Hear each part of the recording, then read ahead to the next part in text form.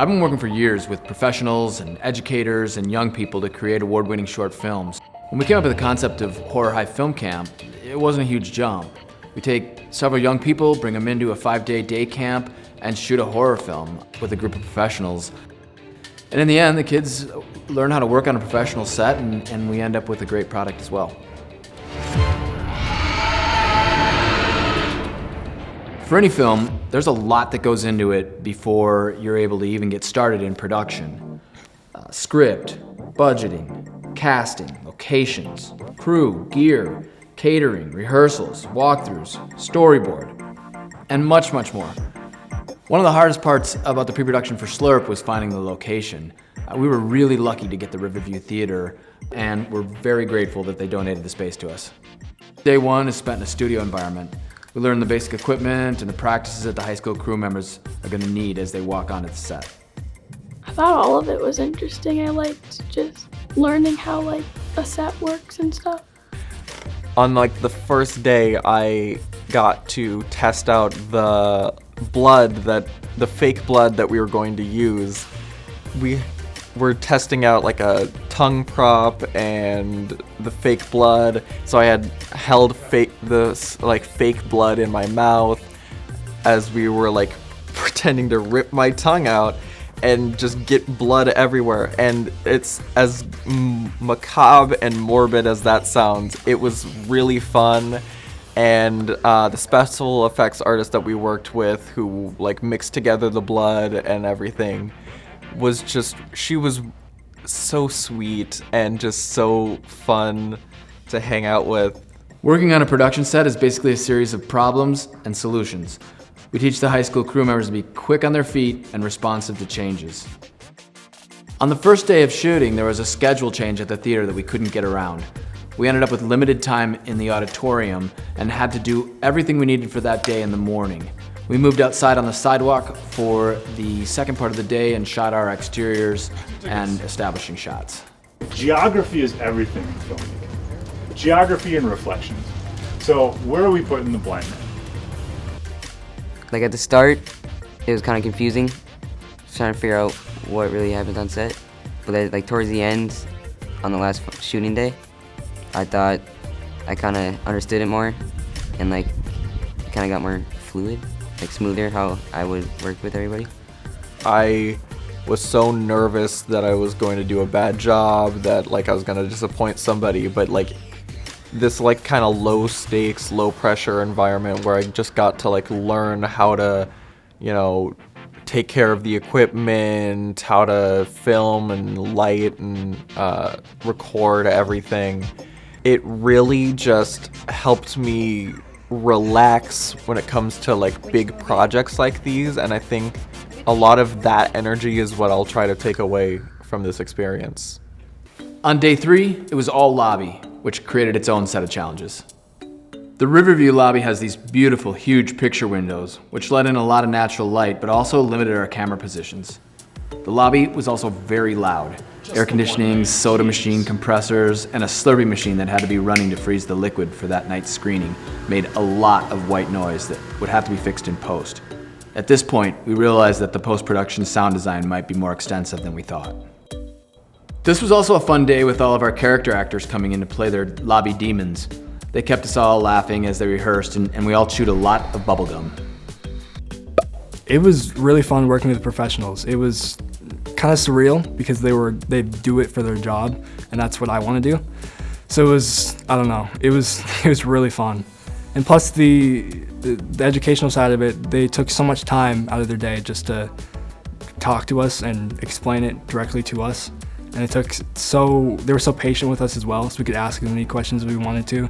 We could mess up as many times as we wanted to, and they'd be patient with us. I have to give it up to Clinton, our sound guy, or sound engineer, who walked me through the steps of the sound engineering portion of everything. And Nathan, our grip, who just was a delight to work with. He was so fun and charismatic and high energy. Now that we're in front of the light, why don't you go ahead and lift this up a little bit? Working with the video people and the professionals, they did a good job really showing you how to do stuff. And I thought it was cool to see what really goes into all the scenes. Like just one scene takes like so long just to set it up, all the lighting, like the cameras, finding the right frame. Working with the professionals was great. And Clinton was the sound dude we were working with. And he was just good at giving pointers and stuff. Day 4 was the last day of production at the theater, and it was all auditorium.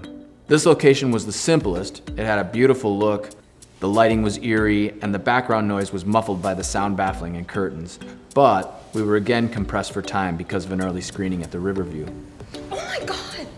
Alora and Luke gave us a great performance with limited takes, but we were nervous the entire time because of the time crunch. We knew we had some gold, but we didn't have as many safety takes as we would have liked. It was our last day on location, so we were careful to get everything back exactly the way it was when we arrived on day 1.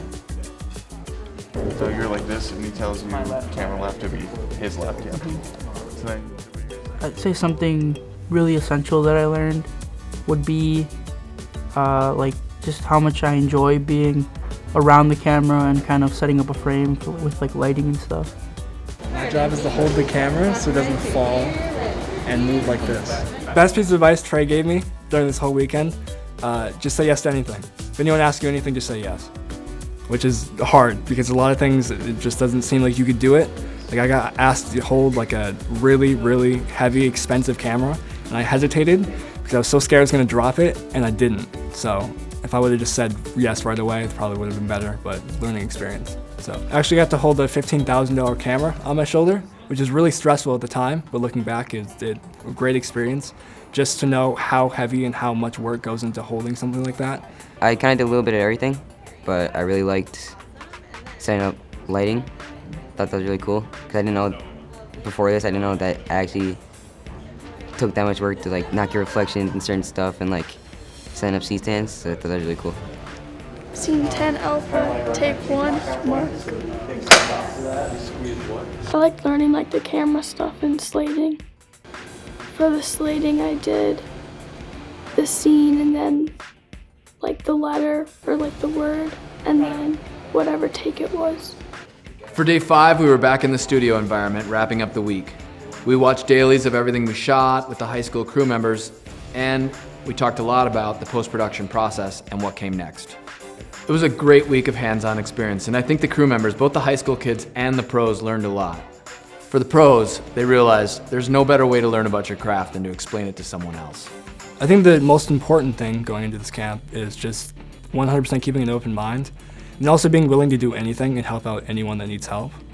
I think if you are considering going into film or you're interested in it at least, I think taking this will actually give you like, this is what actual production is like. The food was good. The greatest thing about Horror High Film Camp is the outcomes. Literally the next week we had 2 of our campers working on professional sets, and by the end of the summer, 3 more had applied to film school. The other difference maker with Horror High Film Camp is the product. For SLURP, this year's product, we'll have a screening for friends and family and the campers so they get a chance to see it on the big screen right away. But after that, we'll be entering it into film festivals, local, national film festivals, and hopefully along the way we'll win some awards. It's really cool to be able to watch tomorrow's filmmakers have their first professional set experience.